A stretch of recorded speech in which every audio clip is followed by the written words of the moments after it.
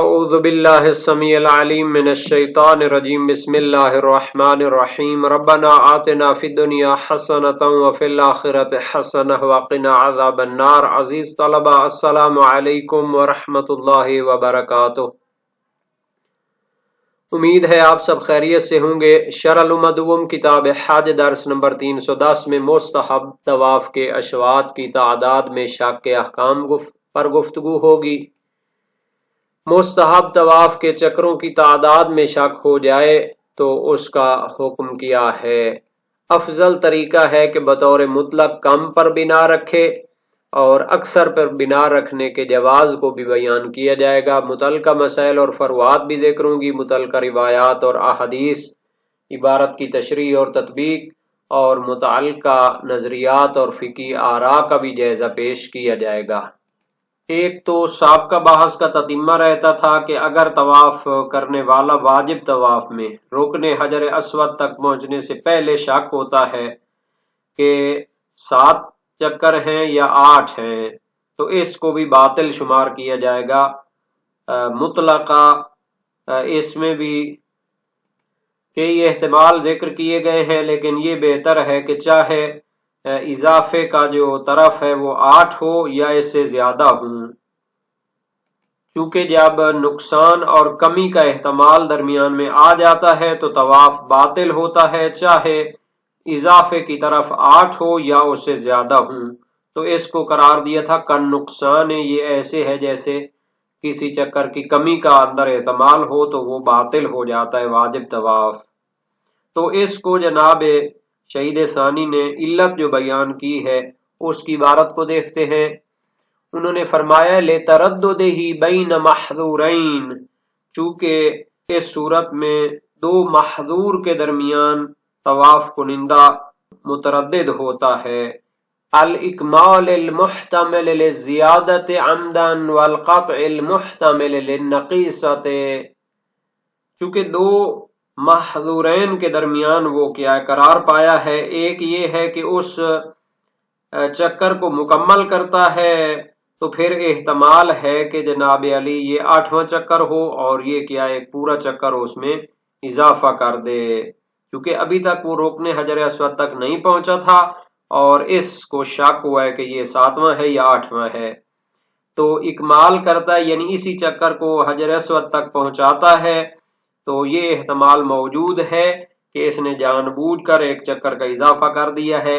اور اگر واجب طواف میں ایک چکر کا اضافہ ہو جائے تو وہ باطل ہو جاتا ہے۔ وَالْقَطْعِ الْمُحْتَمِلِ لِلنَّقِيصَةِ، اور دوسرا محظور ہے کہ اگر اس کو حجر اسود تک نہیں پہنچاتا اور وہیں پر اس کو ختم کر دیتا ہے تو پھر احتمال ہے کہ اس نے ایک چکر کم کر دیا ہو، چونکہ احتمال تھا کہ یہ 7واں ہے یا زیادہ ہے، تو اگر اس کو وہیں پر ختم کر دے گا حجر اسود تک پہنچائے بغیر تو پھر ہو سکتا ہے کہ یہ 7واں چکر ہو، آپ نے اس کو ختم کر دیا ہے تو 6 چکر باقی بچ جائیں گے تو باطل ہو جائے گا طواف۔ تو اس صورت میں اثناء طواف کے دوران اگر اس کو شک ہوتا ہے کہ زیادہ ہے یا کم ہے اور ابھی وہ نہیں پہنچا حجر اسود تک تو پھر اس صورت میں بھی باطل ہو جائے گا اس کا طواف۔ وَإِنَّمَا اقْتَصَرَ عَلَيْهِ بِدُونِ الْقَيْدِ لِرُجُوعِهِ إِلَى الشَّكِّ فِي النُّقْصَانِ، شہید ثانی نے ان کے ساتھ ایک جملے کا اضافہ کیا تھا مصنف کی عبارت کے ساتھ ان کان علی الرکن، تاکہ رکن سے پہلے اگر ہو تو پھر یہ طواف باطل شمار ہو، تو یہ شہید ثانی نے قید کا اضافہ کیا تھا۔ تو فرماتے ہیں مصنف نے اس قید کا ذکر نہیں کیا اور اس کو بطور مطلق ذکر کیا تھا۔ اس کی وجہ یہ ہو سکتی ہے کہ اس صورت میں جو شک ہے وہ شک در کمی کی طرف پلٹتا ہے، چونکہ جب اسے یقین ہوتا ہے کہ ابھی 7 مکمل نہیں ہوئے تو اس وقت اس کی تعداد میں شک ہوتا ہے، تو یہ بھی کمی والے شک کی طرف پلٹتا ہے۔ تو مصنف نے اس کو علیحدہ طور پر ذکر نہیں کیا، انہوں نے چونکہ کہا تھا کہ اگر کمی میں شک ہو تو پھر اس وقت باطل ہوتا ہے، تو شہید اول نے اسی پر اس کو اعتماد کرتے ہوئے دوبارہ ذکر کرنا اور اس قید کو ذکر کرنے کی ضرورت نہیں سمجھی۔ بے شک شہید اول نے اپنے بیان پر اکتفا کیا ہے بدون القید، اور اس کو قید اور شرط کو بیان نہیں کیا کہ وہ رکن تک پہنچا ہوا ہے یا نہیں ہے، لرجوعہ الی الشک فی النقصان، چونکہ جب رکن پر نہیں پہنچا ہوا اور اس کو وہ شک ہوگا تو وہ کمی کے شک کی طرح ہو جائے گا اور وہ باطل ہوتا ہے۔ اما نفل الطواف فیبنی فیہ علی الاقل مطلقا سواء شک فی الزیادت ام النقصان وسواء بلغ الرکن ام لا، هذا هو الافضل، ولو بنا علی الاکثر حیث لا یستلزم الزیادہ جاز ایضا کالصلاۃ۔ ابھی تک جو بحث کی گئی تھی وہ یہ تھی کہ واجب طواف کے اشواط اور اس کے چکروں کی تعداد میں شک ہو تو اس کی جو صورتیں تھی بیان ہو چکی۔ اب مستحب طواف کے اشواط اور چکروں میں شک کے احکام پر گفتگو کرنا چاہتے ہیں۔ اگر مستحب طواف کے دوران اس کے چکروں کی تعداد میں شک ہو جائے تو پھر کم پر بنیاد رکھے مطلقاً، چاہے کمی میں شک ہو چاہے زیادتی میں شک ہو، چاہے رکن تک پہنچنے سے پہلے شک ہو چاہے رکن پر پہنچ کر شک ہو۔ مثال کے طور پر اگر اسے شک ہوتا ہے 7-8 میں تو 7 پر بنیاد رکھے اور طواف کو صحیح سمجھے۔ اگر اسے 6-7 میں شک ہوتا ہے تو 6 پر بنیاد رکھے، ایک اور شوط اور چکر لگائے اور اس کو مکمل کر دے، طواف اس کا صحیح ہوگا۔ شہید ثانی کا ماننا یہ ہے کہ افضل طریقہ یہی ہے کہ کم پر بنیاد رکھے، اور اگر وہ زیادہ پر بنیاد رکھنا چاہتا ہے تو بھی جائز ہے، لیکن اس میں شرط یہ ہے کہ 7 سے زیادہ پر بنیاد نہ رکھے، چونکہ 7 سے زیادہ چکروں پر بنیاد رکھے گا تو پھر وہ باطل ہو جاتا ہے۔ مثال کے طور پر اگر 6 اور 7 میں شک ہوتا ہے تو جائز ہے 7 پر بنیاد رکھے کہ طواف صحیح ہو جائے۔ اگر 7 اور 8 میں شک ہوتا ہے تو 8 پر بنیاد رکھنا جائز نہیں ہوگا، بلکہ اس صورت میں کم پر بنیاد رکھنا چاہیے تاکہ اس کا طواف صحیح ہو جائے، چونکہ 7 سے زیادہ تو چکر ہوتے ہی نہیں ہے طواف میں۔ تو یہی کہنا چاہتے ہیں اما نفل الطواف فیبنی فیہ علی الاقل مطلقا، مستحب طواف کے چکروں میں شک ہو اثناء طواف میں، کیونکہ اگر مستحب طواف گزرنے کے بعد شک ہو تو واجب جب باطل نہیں ہوتا تھا تو یہ بھی باطل نہیں ہوگا، وہ تو قاعدۃ الفراغ جاری ہوتا ہے۔ تو بحث اسی میں ہے کہ دوران طواف مستحب میں شک ہوتا ہے فیبنی فیہ علی الاقل مطلقا، تو بطور مطلق کم پر بنیاد رکھنا جائز ہے، سواء شک فی زیادت ام النقصان، چاہے اس کو زیادہ کی طرف شک ہو یا کمی کی طرف شک ہو۔ زیادہ کی طرف شک میں یہ ہوتا ہے کہ اسے 7 اور 8 میں شک ہے تو 7 پر بنیاد رکھے گا تو صحیح ہو جائے گا، اور اگر 6 اور 7 میں شک ہے تو بھی کم پر بنیاد رکھے گا، یعنی 6 پر بنیاد رکھے گا تو ایک اور چکر لگا کر مکمل کر لے گا۔ اور چاہے وہ رکن پر پہنچ چکا ہو پھر اسے شک ہو، یا ابھی رکن تک نہیں پہنچا درمیان چکر میں اس کو شک ہو جاتا ہے تو بھی وہ کم پر بنیاد رکھے اور اس کا طواف صحیح ہوگا۔ شہید ثانی فرماتے ھذا ھو الافضل، یہ زیادہ فضیلت والا طریقہ ہے۔ اگر وہ اس کے برعکس، پہلے کہا تھا کم پر بنیاد رکھے، وہ اس کے برعکس اکثر پر بنیاد رکھتا ہے تو بھی جائز ہے، لیکن اس میں شرط ہے کہ 7 چکروں سے زیادہ لازم نہیں آنا چاہیے۔ اکثر پر بنیاد رکھ سکتا ہے لیکن 7 چکروں سے زیادہ لازم نہیں آنا چاہیے تو بھی جائز ہے، جیسے نماز میں بھی وہ اس طرح کر سکتا ہے۔ نماز میں وہ کم پر بھی بنیاد رکھ سکتا ہے اور زیادہ پر بھی بنیاد رکھ سکتا ہے، لیکن شرط یہ ہوتی ہے کہ جتنی رکھتے نماز کی ہوتی ہیں اس سے زیادہ پر بنیاد نہ رکھے۔ یہاں تک ان مسائل میں روایات کا تعلق ہے تو بہت زیادہ روایات ان میں پائی جاتی ہیں۔ مقدمات طواف میں 47 باب بیان ہوئے ہیں، ظاہراً یہ مستحبات وغیرہ سے متعلق ہیں، بعد والی بحثوں میں ذکر ہوں گے۔ ترجمہ وسائل الشیعہ جلد 9 صفحہ 249 میں 47 ابواب مستحبات کے حوالے سے پیش کیے گئے ہیں۔ اس کے بعد یہ جو حدیثیں ہم نے پیش کی ہیں باب نمبر 33 ابواب طواف میں ہیں،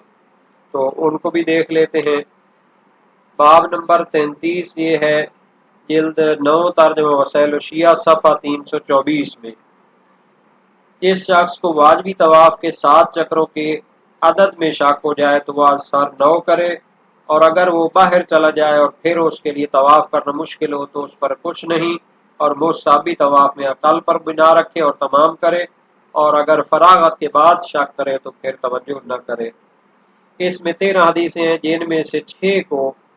حذف کر کے باقی 7 کا ترجمہ کیا گیا ہے۔ اور اگر زیادہ پر بنا رکھنا چاہے جس سے طواف کے چکروں کی تعداد سے زیادہ لازم نہ آتی ہو تو پھر جائز ہوتا ہے۔ جناب سید المدارک مدارک الاحکام فی شرح شرائع الاسلام میں فرماتے ہیں وذکر الشارح قدس سرہ انہ یجوز للشاک ہنا البناء علی الاکثر حیث لا یستلزم زیادہ کالصلاۃ وہو غیر واضح۔ یعنی شہید ثانی نے جو مدارک سے پہلے مسالک الافہام فی شرح شرائع الاسلام کے عنوان سے شرائع کی شرح لکھی تھی، اس میں فرمایا ہے کہ جو بندہ مستحب طواف کے اشواط اور چکروں کی تعداد میں شک کرے تو اس کے لیے جائز ہو سکتا ہے کہ وہ زیادہ پر بنیاد رکھے، اس طرح کہ خود طواف کے چکروں سے زیادتی لازم نہ آئے، جیسے نماز میں ہوتا ہے کہ واجب نماز میں بھی شک ہو جائے تعداد رکعات میں تو شیعہ کا نظریہ کہ زیادہ پر بنیاد رکھے۔ تو صاحب مدارک فرماتے یہ نظریہ واضح نہیں ہے، لیکن تحقیق یہ ہے کہ شہید ثانی کے نظریے کے لیے مرسلہ صدوق جو انہوں نے فقی اور مقنع میں نقل کی ہے وہ دلیل بن سکتی ہے۔ سئل عن رجل لا يدري ثلاثة طاف او اربعة قال طواف نافل او فریضہ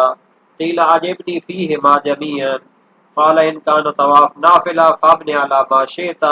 وَإِن كَانَ طَوَافَ فَرِيضَةً فَأَعِدْ الطَّوَافَ۔ مسائل شیعہ باب 5 ابواب مقدمات طواف حدیث دوم ہے۔ یعنی ایک شخص کے بارے میں امام صادق علیہ السلام سے سوال کیا گیا جس کو پتہ نہیں ہے کہ تیسرا چکر ہے یا چوتھا چکر ہے طواف میں، تو امام نے فرمایا بھائی یہ فریضہ طواف کی بات ہے یا نافلہ کی؟ تو عرض کیا گیا کہ مولا دونوں طوافوں کے بارے میں آپ فرما دیں۔ فرمایا اگر نافلہ طواف ہے تو جس پر بھی بنیاد رکھنا چاہے اس کی مرضی ہے، اختیار ہے، کم پر بھی بنیاد رکھ سکتا ہے، زیادہ پر بھی بنیاد رکھ سکتا ہے، یہ من لا یحضر الفقی میں بھی ہے اور مقنع میں بھی ہے۔ اور اگر فریضہ طواف ہو تو اس کو دوبارہ انجام دینا چاہیے۔ تو صاحب جواہر الکلام فی شرح شرائع الاسلام علامہ محمد حسن نجفی فرماتے ہیں الا ان ذلک کلہ کما ترى لا یجترى به علی الخروج اما هو کالمتفق علیہ نصا وفتوا من ظہور تعین البناء علی الاقل الذي هو احوط مع ذلك ايضا واللہ العالم۔ صاحب جواہر نے فرمایا مگر یہ سب جیسا کہ آپ جانتے ہیں واضح نہیں ہے، اس مرسل اور بے سند روایت کے ذریعے اس نظریے سے خروج اختیار کرنے کی جرات نہیں کی جا سکتی کہ جس پر اتفاق ہے۔ ناس میں بھی زیادہ تر وہی کم پر بنیاد رکھنے کا ذکر ہے، اور فتویٰ میں بھی جناب علی فقہائے شیعہ نے کم پر بنیاد رکھنے کو متعین قرار دیا ہے، اور احتیاط کا تقاضا بھی یہی ہے۔ تو اس لیے شہید ثانی نے جو احتمال کی حد تک ذکر کیا ہے یا مرسل اور بے سند روایت ان کی تائید میں بھی ہے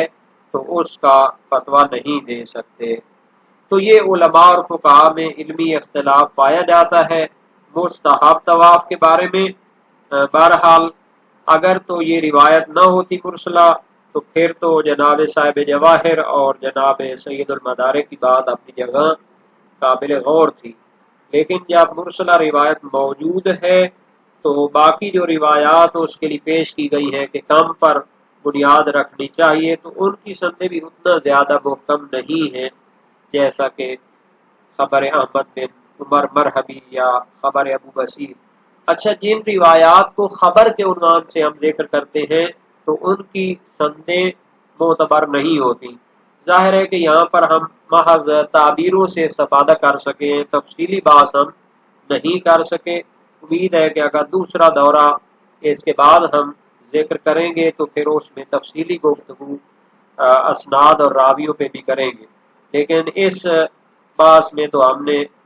راویوں کو، آخری جو راوی ہوتا ہے باقی سند کو صحیح یا حسن یا موثق کہہ کے بیان کرتے ہیں، اور آخری راوی کو کبھی کبھی ذکر کر دیتے ہیں کہ اس کی رجالی حیثیت کیا ہے۔ اور باقی اردو زبان میں اب کافی کتابیں علم رجال شیعہ کی موجود ہیں،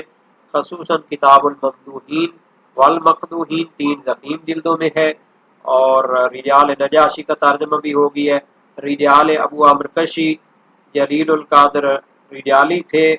اور یہ سمرقند اور بخارا کے علاقوں کے تھے، اور علامہ عیاشی جو تھے ان کے شاگرد تھے، تو انہوں نے بڑی خدمات انجام دی ہیں۔ یہ 7 جلدوں میں علم رجال آئی ہے اور لاہور اور کراچی سے شائع ہوئی ہے۔ تو باقی بھی کتابیں ہیں، ان کی طرف رجوع کرنا چاہیے۔